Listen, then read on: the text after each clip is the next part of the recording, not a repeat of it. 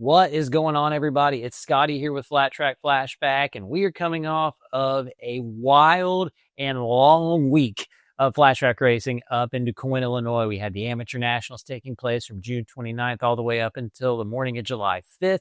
And then the night of July 5th, the Magic Mile for AFT, the DuQuoin Mile, a handful of other things mixed in throughout the weekend, but so many topics to talk about. There's some fuego rivalries going on in the American flat track scene right now. We also got to crown our new Horizon Award recipient, Vet Rider of the Year, Youth Rider of the Year, and Fast Brain Award there at Amateur Nationals. The Barbara Fritchie Classic took place. Got another round of Speedway GP that I got to hit on. And some of you guys might watch, and some of you guys might just scroll on past.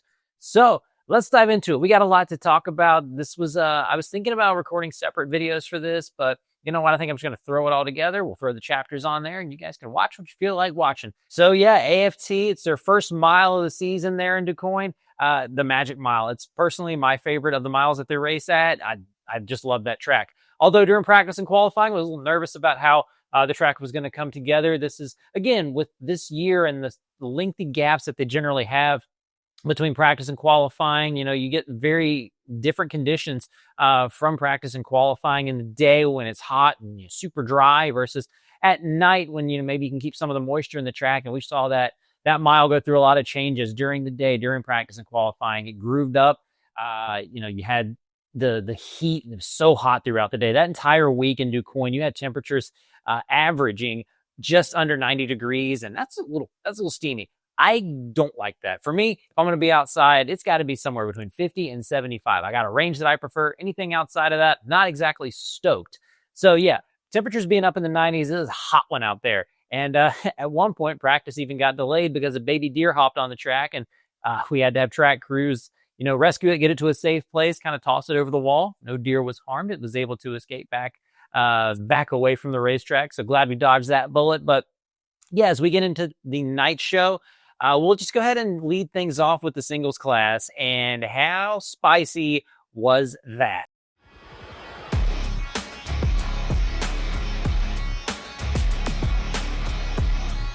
So things started off relatively status quo. You've got Tom Drain looking fast on a mile. What else is new? He and Chase Sadoff with split heat race wins. And then we got the singles LCQ, which was ridiculous. That race was absolutely nuts.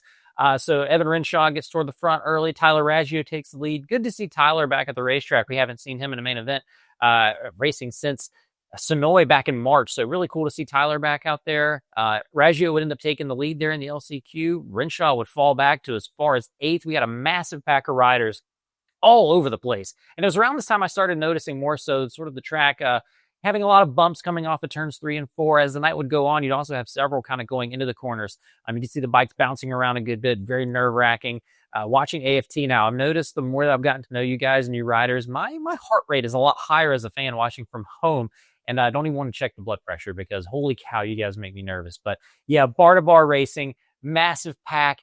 Renshaw's able to fight out of that group, get back toward the front, chase down Raggio, actually gets back into the lead at one point. But coming off of turn 4, we talked about those holes. Renshaw has a little mistake. It causes everybody to sort of bundle up there. Coming off of turn 4, coming to the line, Jacob Vanderkooy gets the victory in that LCQ. Renshaw comes home second.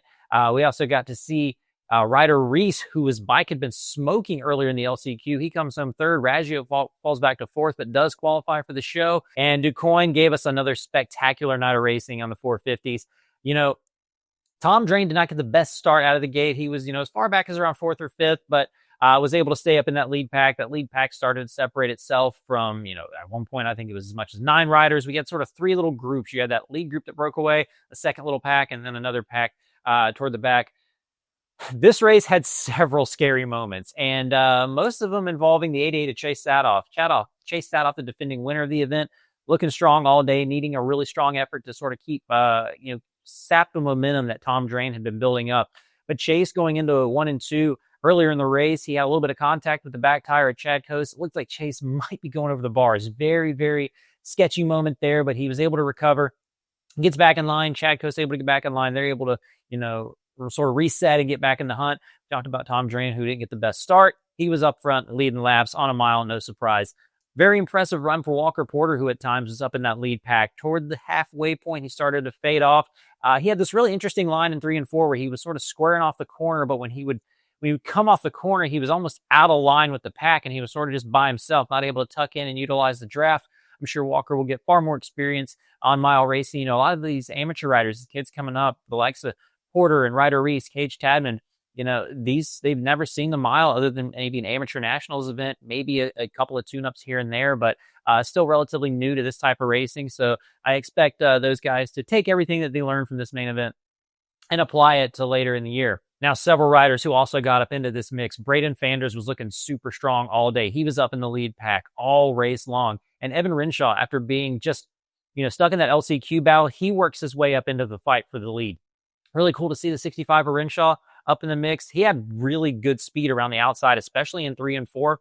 Was able to find that. This track was really interesting throughout the day as it, was grooved up in practice. It looked like the groove was going to be the place to be at times, but throughout the night program, everybody was riding above the groove. They were staying off of that rubber patch on the bottom for the most part, and they kept getting higher and higher on the racetrack.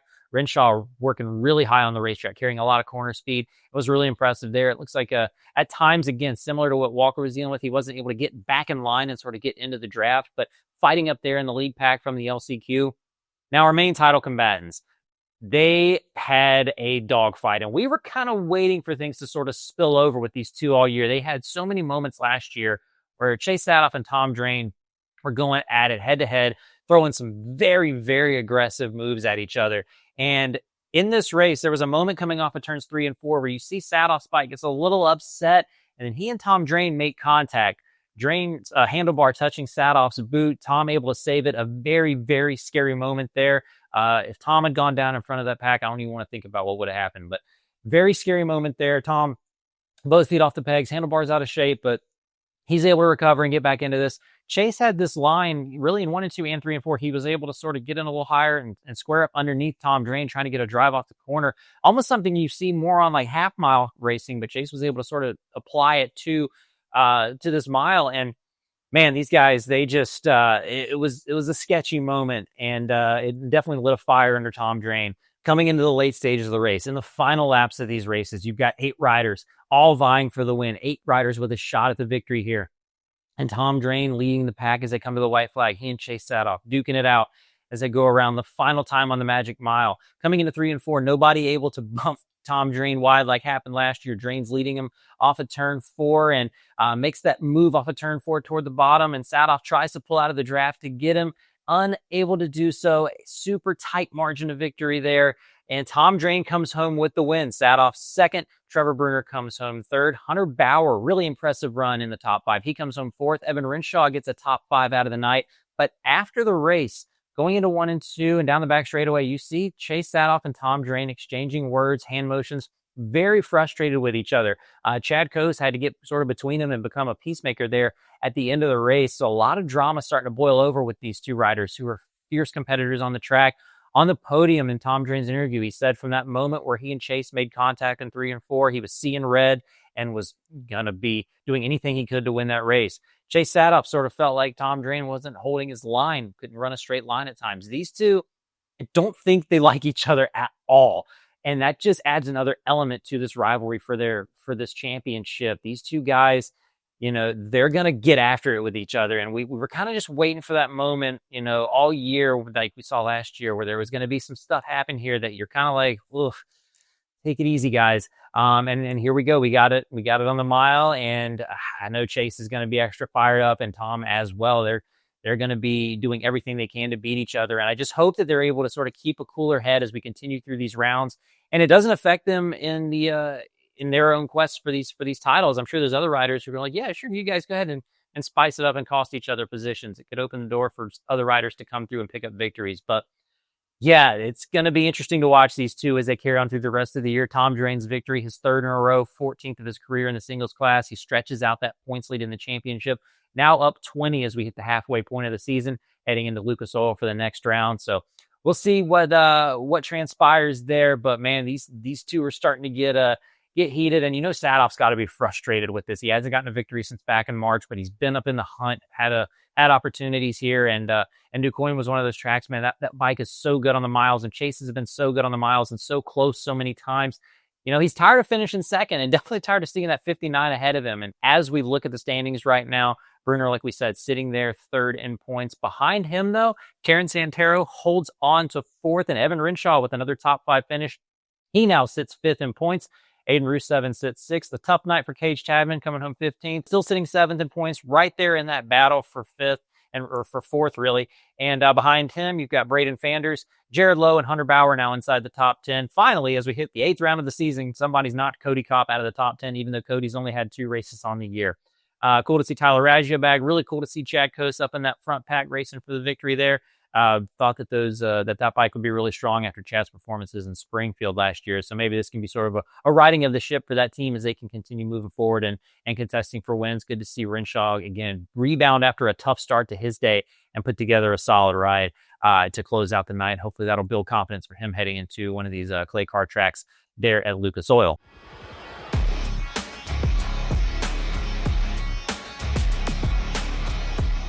Over on the Twins class, man, Heat Race 1, what a thrilling finish. It looked like Brandon Robinson and Briar Bauman were going to have a Harley 1-2 and check out, but behind them in the distance, running them down, that number 70, that Yamaha, the OTB racing bike of Declan Bender, who put together an awesome move on the final lap of the Heat Race, gets by Briar and Brandon going into 3 and 4 on the final lap, and is able to hold him off coming to the line. Declan's first Heat Race victory of his Twins career, gets in the dash, and that is so cool to see. This kid has really gelled with this bike. I feel like Declan he's really taken to these Twins bikes, and he's such a good rider on them. And awesome to see Declan up front there again. And we figured he'd be a threat here on the mile for a podium, and he's put himself in the talks to maybe be a potential threat for a win in this class on the night. So really cool to see Declan up front there. In the second Heat Race, Dallas Daniels, after qualifying 8th and looking a little off all day, and even in this Heat Race, he didn't look great. He had a moment going into 1 and 2 where he was right up against the air fence and, ends up falling back to second there. And we see James Ott, again, a Yamaha rider, coming up to battle with Dallas and Dalton Gauthier for the lead at that time. Ott's able to chase down Gauthier and Daniels and take the lead on the G&G Racing Yamaha. Daniels able to get himself back into second. But Dalton looking really good on the Kawasaki, and James Ott picking up a Heat Race victory to get into the dash once again. Dallas rebounds, gets into the dash, and that was big, coming off an 8th place qualifying effort to put that bike on the front row of the main event. He was able to get the victory in that dash and looked really, really good. He took the lead there around, I think, the second lap, and looked really, really strong up front. It's like they sort of righted the ship after kind of chasing it throughout the day. And Dallas was looking really dangerous heading into the main event. He hole shots the main event. It's leading early. You've got Ott and Robinson had a moment going into 1 and 2 early on. Looked like they touched. Robinson went way up to the air fence. Dallas able to squeak out a little bit of a lead there, but the pack's able to sort of, run him back down. James Ott bringing the likes of Brandon Robinson, Briar Bauman, Dallas Daniels up front, Declan Bender, and Davis Fisher, who had to come through the LCQ once again, continuing to have these struggles with the bike running hot. And Fisher was right up there in the mix after having to start way back, gets up in the fight for the lead, but unfortunately his bike lets go just a few minutes into the main event, around the 5-minute mark of that main event. The bike lets go going into 3 and 4. Heartbreak for Fisher, who has had definitely a couple of weekends to forget. This little midseason stretch here, definitely not been the rounds that Fisher was looking for after he was having such a strong season to start the year. With him out, sort of like a 5-rider breakaway up front. Dalton Gauthier still got that Racing Unlimited Kawasaki running in 6th. It's a shame he was sort of stuck by himself.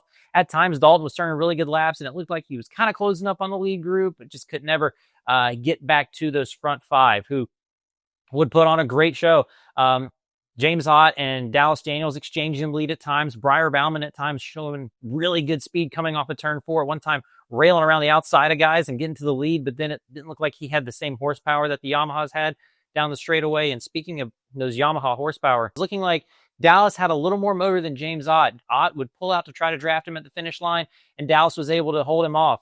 And Ott just not quite able to clear him at the line on several occasions. But as we come into the late stages of the race, Declan Bender works his way up and gets into that fight for the win. The Harley rider started to back off a little bit, and on the last lap, the 3 Yamahas really pulled a gap on Brandon and Briar and got to settle it amongst themselves. Daniels was leading coming into 1 and 2, and then James Ott slides underneath him, gets the lead back going into 1 and 2, with Daniels answering and taking the lead going into 3 and 4, and that would be big. Remember, we mentioned Ott had not been able to clear Daniels for the lead in this class coming to the line. While coming off of turn 4, Daniels once again able to hold off James Ott and Declan Bender, and Daniels gets the win at the Du Quoin Mile, his first victory in his home state. He now equals Breyer in wins on the year with 4. James Ott comes home with his first podium of his career in second. Declan Bender also first podium of his Twins career in third. Brandon Robinson comes home fourth, and Breyer Bauman has to coast across the line. The battery letting go in that Harley-Davidson XG on the final lap, at least it did it then, so he could still salvage a 5th place finish, which was key because now the championship is tied in the Super Twins class. Dallas Daniels and Breyer Bauman, they've gone 4 wins apiece, and they sit tied atop the standings at the midway point of this season. What a championship fight we have on our hands. We've talked about it all year. They've been back and forth, back and forth. Dallas now grabbing momentum in this little stretch here. Brandon Robinson now solidly in third after Davis Fisher struggles on the week. And Fisher, though, still sitting in fourth in points. Vanderkoy has had a couple of, that number 7, he was 7th again there. DuQuoin, he sits 5th in points. But James Ott now with that really strong podium finish, he's climbed right up into this battle for 4th in points, only 8 back at Davis Fisher. Trent Lowe sits 7th, Dan Bromley in 8th, and then Max Whale sits 9th. With Logan McGrain currently holding on to 10th, but Declan Bender, after 3 straight top 10s on that OTB racing machine, I fully expect him to be a top 10 rider in points come the end of the year. Declan just looking so impressive, like we talked about, getting on the podium. That was awesome to see. And, he's in the past couple of races, a 4th and a 3rd. Could he go 2 and then 1? We'll see if Declan's able to pick up a victory on the year. It's going to take a lot to break up that Breyer and Dallas train up front, but maybe a mile could be the possibility. We got those 2 in Springfield, and something a little, Breyer had talked about earlier in the year. He was worried about the Harley on the miles. He's able to salvage a 5th place finish. We go back to a short track in Lucas Oil, which should be more beneficial than we go to Jack Pine Gypsies and the Peoria TT. But this will be fun to watch these 2 again continue to duke it out for this championship. So congratulations to Dallas Daniels. He picks up his 14th career victory in the Super Twins class, and Tom Drain gets his 14th victory in the singles class on the same night. Big night there for Estenson Racing. And congratulations to both of those riders picking up those victories. Also, congratulations to Dalton Gauthier back in the Twins class. Gets that 6th place finish on the Kawasaki. Strong ride from him.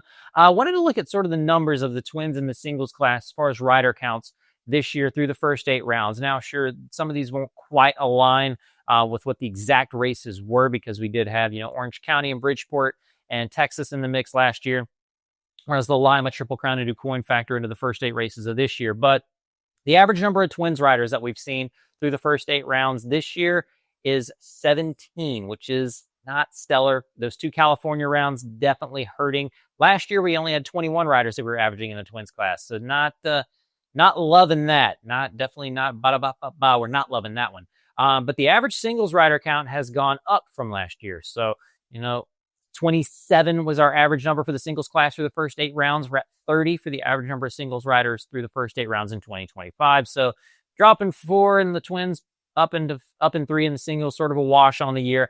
But hopefully we can continue to get more riders filtering through in the singles class and more rides in the Twins as we move forward. It was cool to see Bronson Bauman back on the racetrack for the weekend. And hopefully we'll get to see him in Lucas Oil and at a couple other rounds as well. Again, cool to see Dalton Gauthier up in the class. Cool to see Nick Armstrong make a return to the class for the weekend. So good to see riders showing up and mixing it up there in the Twins class as well. Hopefully we can continue to get north of 20 at these events going forward. Definitely not loving that we're averaging 17 entries in the Twins class this year. That's barely enough to fill out a full main event, even with just the 16 rider main event. So not thrilled about that, but what we are thrilled about is these title fights and the drama. Oh, we gotta love the drama. Since everybody wants to be watching Love Island USA, which is full of drama, well, let's watch some motorsports drama unfolding with these title championships. You never know what you're gonna see at an American flat track race. Fans, if you're able to get to an AFT event, you want to watch these title fights unfold because it is gonna be spicy.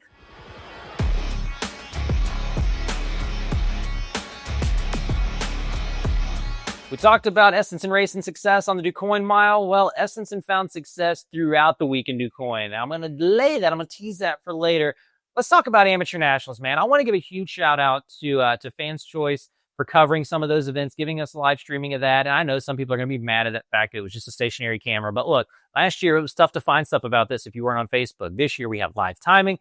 You had video. You had the audio from Scotty Dubler, who props to him for calling the Lima AFT races, all of Amateur Nationals, plus the Magic Mile. Man, the dude was a rock star throughout this past couple of weeks. Thank you, Scotty, for all that you do for the sport, and thank you for covering everything there. And I look forward to hearing from Scotty on Off the Groove about all the stuff that went down there in Quoin, hearing things from his perspective. Amateur Nationals is a lot. You start on the half mile for the youth and the vet riders, and then you've got the amateur half mile, and then the youth and vet riders at the TT, the amateur riders at the TT. The youth riders go back for a second half mile, and then the amateur riders go to the short track with the vet riders. Those same groups, the amateur and the vet riders, hit the mile before the youth riders rounded out at the short track. I was kind of bummed to see the rider entry counts. I don't really know how we fixed this. Unfortunately, the most entries you had on the day was 108 total entries, and that was for the mile with the vet and the amateur riders, 11 classes running that day. I don't know if it's the cost for, it is $80 if you pre-enter per class per day. So that's a big expense. You got to drop a lot of coin to compete at these things, but a big appreciation to how we do and Roger that, who was covering entry fees for people, sharing their gratitude bucks. What that group is doing for Flat Track, especially some of these amateur riders and helping people get to events, is a massive help for this sport. So please show your love and support for how we're doing Roger that at any event that you get to check them out, or just hit them up on social, give them a shout out, give them a thanks. But yeah, kind of a bummer to see the rider counts dropping. I don't know if it's necessarily location, if it's a track surfaces people don't like, if it's maybe the time of year being 4th of July, maybe people want to celebrate with their families doing other stuff. But you see events like Winter Throwdown where we've got 20 plus riders in each class, close to 50 in some of these bigger amateur classes. I just wish that maybe Amateur Nationals could start to build up to that. These tracks, the half mile looks a lot of fun when it doesn't groove up. I mean, earlier in practice with these youth riders, they look like they're having a blast when it's kind of loose out there. The TT track was super tricky, super technical, interesting little layout there, several elevation changes, definitely tricky to navigate. That short track is awesome. And I was really impressed with how racy the short track was on the weekend. It was cool to have just that drone parked above turn 2 and get to watch how people develop lines. People were making passes around the outside on that short track. I love that indoor there at Quoin. The mile, again, hot, tough to prep that day, hot daytime racing on the mile. A lot of dust getting tossed up there that day. So, but nonetheless, I was really impressed with the coverage of Amateur Nationals this year. Really appreciate all the efforts that the crew puts in to bring that event, to people who can't make it, and appreciation to, them. They're working nonstop for many days on end, an entire week straight to get different track surfaces together. So, thankful to everybody who sacrifices a lot, your time and your workload. And the riders who do make it happen. It was cool to see a lot of the top riders show up. Even with the entry counts low, I do feel like some of the best riders in the house were there. I'm not sure that anybody else would have been able to come in and maybe shake up the results. Maybe if Ethan Salmon was there, he might have shaken things up in the 250 class. Maybe Brody Davis in the 85cc class. But overall, I feel like some of the best riders were the ones that were taking home championships there on the weekend. I want to start with the youth classes. Since they led things off, they bookended the week. They started things off on the half mile the first day and ended things the Saturday morning there on the short track. And to start off, man, somebody who's been dominating a 50cc all year long is Cruz Texter. He swept the week in the 50cc chain class and almost swept the week in the 65cc modified class. He got bested by Zegan Bach there on the short track. And Zegan had a really solid week, 4th, 3rd, and then 1st, improving in the 65 mod class throughout the week. Cruz picks up 7 wins and 2 titles on the year, but congrats to Zegan for adding a victory there. And Odin Music would pick up a sweep in the 65cc production class, but Cruz nearly ended his perfect weekend there on the half mile the second day. Cruz was charging late in that race, running a lower line coming off the turn 4, was really catching up to Odin Music there late in the race, but not quite able to clear him there on that second day at the half mile for the youth riders. Music able to get that victory by just 5/1000ths of a second. Exciting racing there. And you can catch all that stuff. You can go back and check out that stuff in the video on demand section of Fans Choice. If you missed the Amateur National stuff, I want to see how things unfolded there. Odin Music also had a really strong run in the 85cc modified 9-11 class, coming home 3rd in those points overall. And we'll touch on the 85cc in just a second. I want to give a shout out to young William Cato, who was able to take the victory in the 50cc shaft class, winning 3 of the 4 races there during the week. Trester Bickerton was able to take the opening victory on the half mile, but then it would be Cato winning the next 3. So yes, back over to those 85cc classes. And throughout the week, it was Jackson Joyner and Wesley Settle who were the class of the field, but several other riders were able to get up there, squeak out a couple victories, but it looked like to start the week that Wesley Settle was going to be the show and was going to walk away with things. But that's why you can't overreact on day one. But On that half mile, Wesley Settle was dominant. He won all 3 main events the first day. When they came back for the second half mile, won all 3 main events again. Those would be his 6 victories. But a few hiccups on the TT and not the best day on the short track would sort of derail some of his championships. And that's potentially something that might have cost him Youth Rider of the Year. That short track where he came home 5th in the modified 9-13 class, ended up handing the championship over to Jackson Joyner. But nonetheless, Wesley Settle was the 85cc 9-11 champion. He ended up tied in points with Joyner in that production championship chase and had a great average finish of just 2.42 on the week. Wesley put together an awesome week. But Joyner, he gets 2 wins on the TT, added a victory on the short track as well, and picked up the title in the 85cc mod 9-13, as well as that 85cc production 9-13 class where he was tied with Settle there. He had an average finish of 2.58 on the week, super consistent all week long. Joyner's been awesome to watch and just really focusing on these 85cc's over the past few months. Picks up the AMA Youth Rider of the Year award, so congrats to Jackson Joyner for an incredible week there, picking up several victories and coming home with that Youth Rider of the Year award. Gutted for Settle, but there can only be one, and those 2 guys were giving us a treat throughout the week with amazing performances and consistency in the 85cc class. Several shout outs. Got to give one to Cash Carter, who had 2 victories on the weekend. He got a modified 9-11 victory on the TT and then picked up a modified 9-13 victory on the short track. Brentley Kriminger was also able to pick up a win on the short track in the production class. And we got to see Carson Lyons a little bit there in Lima at the amateur day and also at amateur nationals. He had a couple of runner-up results and also ended up 3rd in the 85cc production 9-13 points. Carson Lyons having a little bit of help from Brad the Bullet Baker there in the pits, and Carson's going to be somebody who's fun to watch in these 85cc classes going forward. Per usual, the vet riders gave us a scare. Dink Stevens turned into Superman on the first day. A really scary crash coming off of turn 4. Hit that dip off the front straightaway, went flying over the handlebars, but thankfully Mr. Stevens would be okay. He raced several more times throughout the week, but man, definitely gave us a scare to start the week. Vet Rider of the Year went to Adam Beldiga. Beldiga picking up championships in the 40 plus and the Vet 30 plus class. Won 3 of the 4 races in the 40 plus class. Picked up a couple victories there on the mile, which actually helped him with his championship in the 30 plus class, where he and William Cato split wins in that class on the weekend. Beldiga picking up a total of 5 victories across those 2, the 30 plus and 40 plus class. And again, it's Vet Rider of the Year. Last year's Vet Rider of the Year, Dave Tayo, he too would collect 5 victories throughout the week and would be the 50 plus and 60 plus champion on the week. Mike Butler and Charlie Roberts, though, would pick up the victories on the mile. And John Dillenberg and Australian Jason Griffin would pick up victories in the 50-plus class during the week as well. So shouts out to the vet riders who were able to compete. And again, just glad to see that Mr. Dink Stevens was okay after that really scary crash on the opening day. Now, as we head into the bigger displacement amateur classes, I'm going to start off with all the 450 classes, and that includes the 250 open singles, 450 production, 450 modified, and the open heavyweight classes. Unfortunately, one of the head contenders for the Horizon Award, Jack Brooks, had a really bad crash the opening day of amateur nationals, broke his wrist, also had a lacerated liver on the first day. It would knock him out of competition and knock him out of his quest for the Horizon Award. Jack would have to go to the St. Louis hospital where he would be checked out and released, no surgery needed. Jack was released on Wednesday of the week and was able to come back and support his fellow First Impressions riders and fellow amateur competitors during the week.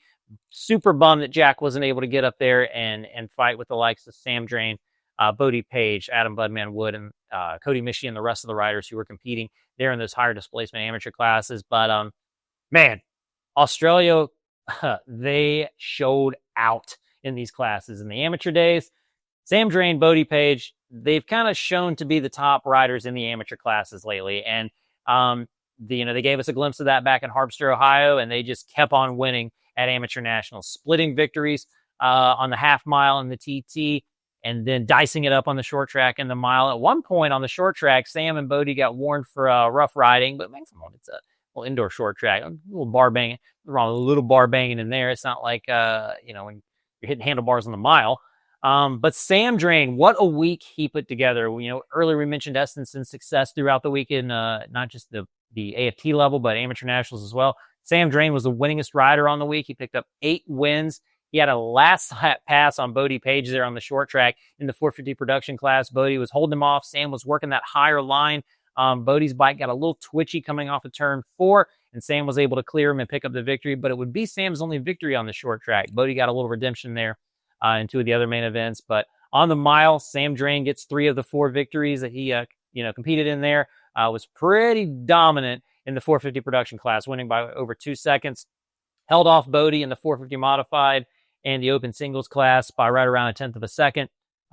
He ended up coming home with the production modified championship. The open singles titles, we've tied with Bodie Page in that. Those two, evened out with those with the open singles class, sharing victories there, tied atop the points. Sam Drain getting the win on the mile there, though. And Sam's overall week, his average finish was 1.25. I mean, that's he and Bodie Page were first or second pretty much every single race, except for I think 2 where Bodie was 3rd and 4th, and Sam got 3rd in a race. But these guys have ripped it up in Moto America. They're ripping it up on amateur flat track, and it's fun to watch these guys. And man, I just hope we get to see them at the AFT level. So Sam might have gotten 8 wins on the weekend, but Bodie picked up 7 himself. He got 2 each of the first 3 days of racing, 2 on the half mile, 2 on the TT, 2 on the short track, and even picked up one of the victories in the mile by just over a 1/10 over Sam Drain on that day. The open heavyweight champion, and an average finish for Bodie of 1.40. He does come home with the Horizon Award. You might be asking yourself, well, if Sam had more wins, why does Bodie get the Horizon Award? Well, similar to what happened in 2022 with Braden Fanders and last year with Bodie, Sam was not eligible for the Horizon Award. Bodie last year had a more dominating week, I would say, than the Horizon Award winner Walker Porter, but Bodie was not eligible at that time. Back in 22, Braden Fanders had a more dominating week than the Horizon Award winner Clark Morian, but was not eligible for the Horizon Award at that time. So you do have to be eligible for that award. I believe Sam's not eligible for that award until next year. He's not, I think you have to be 15 and going to potentially turn pro the following year to be able to declare your letter of intent for the Horizon Award. So Bodie was the best of those who were declared. And man, when you have an average finish of 1.4, you get championships on the week, you win multiple times, winning every single day. I'd say he's more than deserving. Bodie has been so fun to watch throughout the year, getting to see him compete for the first time and really get after it. The first time I saw him at Winter Throwdown last year, we just got a glimpse. But man, with how good he was at Amateur Nationals last year and Corey's Hagerstown race, and then how he's put together such a strong performance in Moto America and then at Harpster as well, and now here at Amateur Nationals. Congratulations to Bodie Page on his Horizon Award. And over the last 3 years, the Horizon Award winner has gone to Turner Racing. You had Evan Renshaw won it in 2023. He went to Turner Racing for his rookie year of AFT. Walker Porter gets the Horizon Award last year. He goes to Turner Racing for his rookie year of AFT. Now, Turner Racing helps out Bodie Page on the Moto America circuit. He had the Turner Racing sticker on his leathers. So does Bodie end up riding red next year? I guess we'll have to wait and see if Bodie decides to do the flat track route there in the singles class. But congratulations to Bodie on a great week there at Amateur Nationals, a very deserving Horizon Award winner.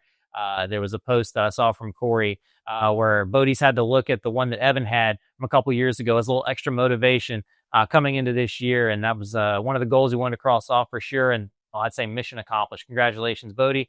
Congratulations, Sam. You guys were absolutely stellar out there in DuQuoin. Got to give several honorable mentions to riders in those higher displacement classes. Jordan Bolak came over and was repping for Canada on the weekend. He ended up 3rd overall in the open singles class, 4th overall in the points in the other classes. He had a rough first day there on the half mile with just 1 top 5 in those starts on that day. But from the rest of the week, he was in the top 5 in 10 of the remaining 12 races that he competed in, and even got a runner-up finish in the short track. In the 450 mod class, short track was probably his best day throughout the week there at Amateur Nationals. Was up there fighting for victories a couple of times. I think if he got a little more mean at times and maybe tried for more of a bump and run, he might have been able to steal a victory there on the short track. But really cool to see Jordan Bolak there competing at Amateur Nationals and putting together some strong rides and being consistent throughout the week.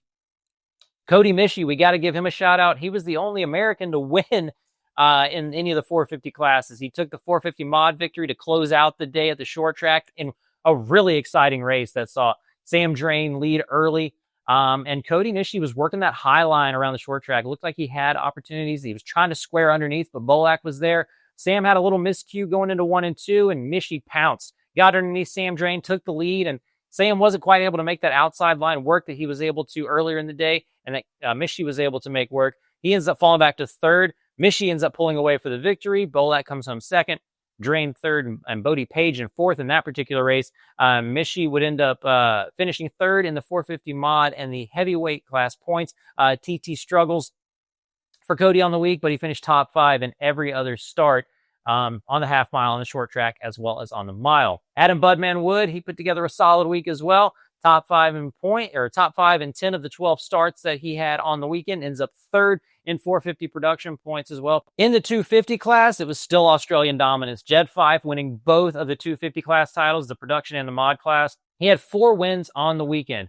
He passed Ryder Bitze around the outside on the short track in the 250 production class, late to win that there on the short track. He also picked up 2 mile victories there at Quoin, and that really helped solidify his championship, especially in that tightly contested 250cc mod division, which was really coming down to the final race. Fife had a little bit bigger lead there in the production class, but he and Bitze and Reagan were tightly contested in that mod class. And Jeff Fife even picked up a victory there in the open, or not a victory, a top 5 in the open singles class throughout the week. Really impressive performance for him there on the half mile, running the 250 all weekend.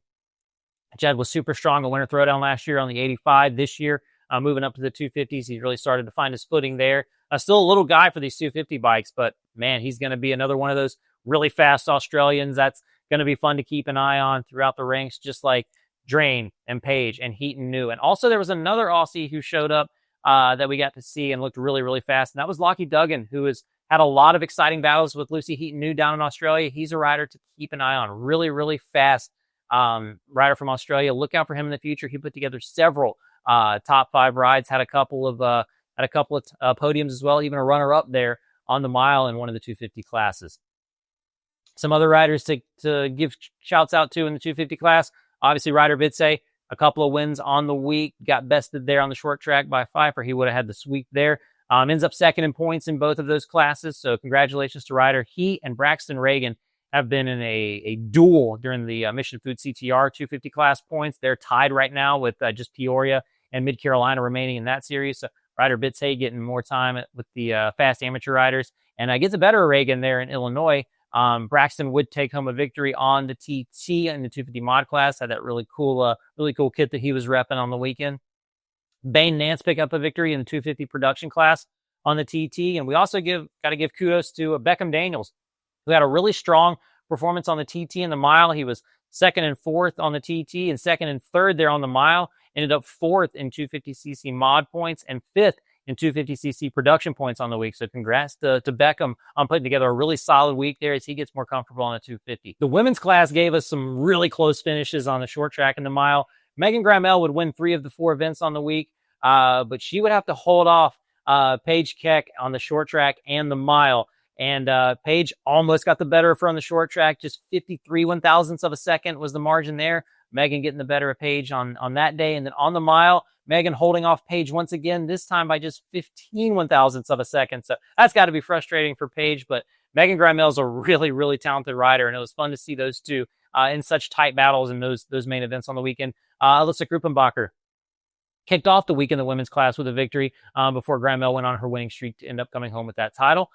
Fast Brain Award, the last award to hand out on the week, would go to Kristen Rodriguez out of California. She would be the recipient of the Bill Werner Fast Brain Award this week. So congratulations to our award recipients. Again, Kristen Rodriguez with the Fast Brain Award, Bodie Page with the Horizon Award, Adam Beldiga Vet Rider of the Year, and Jackson Joyner coming home with the Youth Rider of the Year. As we look at wins on the week, we mentioned Sam Drain, the most victorious with 8, Bodie Page and Cruz Texter coming home with 7 wins on the week there at Amateur Nationals. Behind them, Leslie Settle gets 6. Beldiga and Dave Tayo pick up 5 wins on the week. Jed Fife and Odin Music come home with 4 victories. Megan Grammel, Jackson Joyner, and William Cato, the younger one, comes home with 3 victories on the weekend.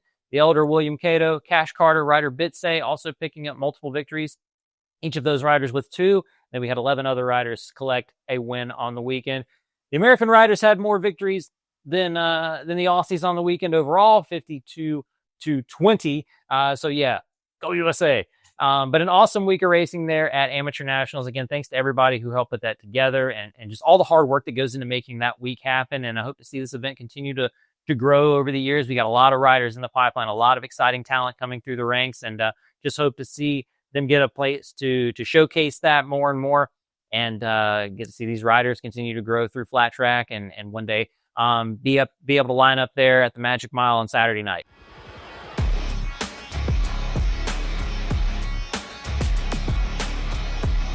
With Amateur Nationals now in the books, there's one other race that I want to focus on, and it's kind of one of these things where I'm a little bummed about Amateur Nationals taking over the 4th of July weekend, because it does hurt the Barbara Fritchie Classic there in Frederick, Maryland. So I want to give a huge thank you to Fredericktown Yamaha and Ian Riley and everybody involved at the Great Frederick Fair for still putting this race on, and the riders that came out to support it. It's been running for over 100 years, and it's a race that's really special to me. It's a race we got to go to several times with my family. It's a track you got to respect. Very narrow, cushion track, but just a spectacle. Such a cool, just piece of Americana, just a 4th of July tradition up there in Frederick, Maryland. And this week, we got to see that event take place. If you want to watch footage from it, Frank Fabricius with F3 Photos and Videos was there taping all day. Sean Bear comes home the victor in the Expert Twins class. He also picked up a win in the Hooligan class. In the Twins class, Mike Poe would come home second with Cameron Smith third.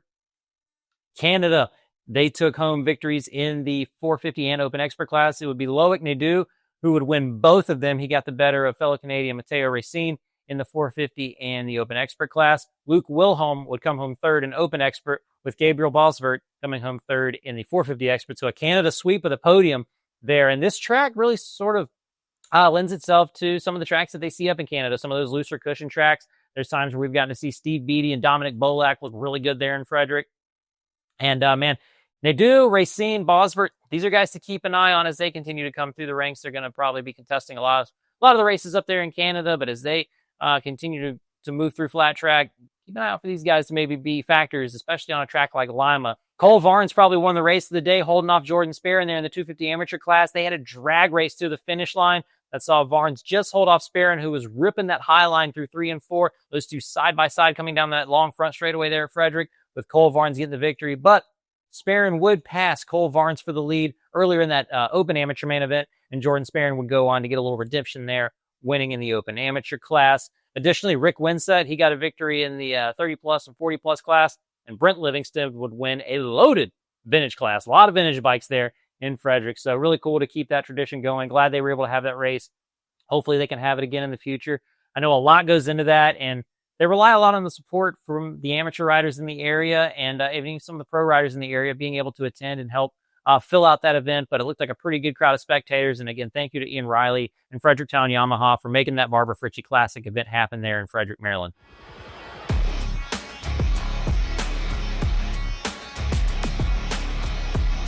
Last but certainly not least, Speedway GP was in Manila, Sweden on the weekend, and round 7 of their championship. And boy, they had some sketchy conditions to start that event. Super muddy and soft racetrack during the first few heat races, first couple of rounds. But they really were able to work that track into shape as the event went on. There was still a lot of shine there toward the bottom of the backstretch, and even in the corners there. It almost caught out a couple of riders. A little sketchy conditions for sure. But it really came around and provided a really interesting track throughout the rest of the night. Aussies Brady Kurtz and Jason Doyle lock into the final through their heat races. Bartosz Smarzlik and Dan Bewley would fight through the LCQs to lock into the final as well. As the final was starting, though, the rain would begin to come down from the sky, and as the tears fell from the sky, they were joined by tears falling from the fans of Jason Doyle as he would go down in turns 3 and 4 and not be able to continue his final after such a strong performance throughout the heat races and getting back into a final here in the Speedway GP season. Unfortunately, his night was cut short. On the restart, Brady Kurtz gets that fire starter, gets to the lead, gets in kind of some of that soft stuff down at the bottom of 1 and 2, had a brief moment, but was able to hold on to the lead over Bewley, and then Smarzlik working that higher line, gets around Bewley. But, man, Brady Kurtz put together a perfect ride. He just checked out in this one and gets back-to-back victories on the year, the first rider to do so in 2025 in Speedway GP. Kurtz now only trails Smarzlik by 9 points, and those two have left the rest in this championship battle. Freddie Lindgren, north of 20 points behind even Kurtz there for second in the championship, and 32 back of Smarzlik for the lead. So it's definitely going to be Smarzlik and Kurtz battling each other all the way to the end. We've got 3 rounds left. They'll conclude their season. After this month off, they've got 2 races in August and the finale in September. We'll keep following along with that championship and see who ends up coming out between the established maybe future GOAT of Speedway Grand Prix and Bartosz Zmarzlik, or this young upstart who has just burst onto the scene in Brady Kurtz. I know that was a lot. If you've stuck by us through this thing, thank you so much for joining us here on Flat Track Flashback. Thank you for the support and all the videos and for following along with this one. I know, like I said, it was a long video, so thank you guys so much for taking it all in. If you have any comments, questions, any feedback, anything you noticed at the races over the weekend, feel free to throw them below. I love hearing from people who were in attendance there, since we're not able to make anything with a lot of our commitments. Was fortunate enough that we got to watch so much racing throughout the week, thanks to fans' choice. And then my broadcast on Saturday got rained out, so I got to watch everything live from the Magic Mile there in DuQuoin, all the excitement that took place there. Thank you, all the riders, team, sponsors, everybody that's involved in this great sport of flat track. Thank you to everybody who's building content and helping grow this amazing sport. Please make sure you're giving those people all the support and follows and all the love that you can. If you want to get a hold with us, as I'm just losing my mind and losing my ability to speak at the end of this video, if you want to get a hold of us off of this particular here YouTube platform, feel free to follow us on Instagram. It's at Flat Track Flashback over there. Email us, flattrackflashback@gmail.com. Thank you guys so much again for supporting this channel, for supporting the great sport of flat track. We've got a week off AFT, then they're back in Lucas Oil for the short track. Corey Texter Mission Food CTR Series is back in action in Peoria for their penultimate weekend. They got 2 days of racing with the Pro-Am class that they're going to do there on Friday night. And then the expert classes, they're adding both of them back into it on Saturday. If you want to help chip in for the purse there in Peoria, feel free to reach out to Corey and help that event out. So yeah, thank you guys so much for tuning in, and we will we'll check in here in a little bit with whenever we get to do our next video. This is probably the most unorganized close up to the show that I've had in quite some time. So yeah, look, as always, man, we love you guys. Have a wonderful week, and we talk to you next time.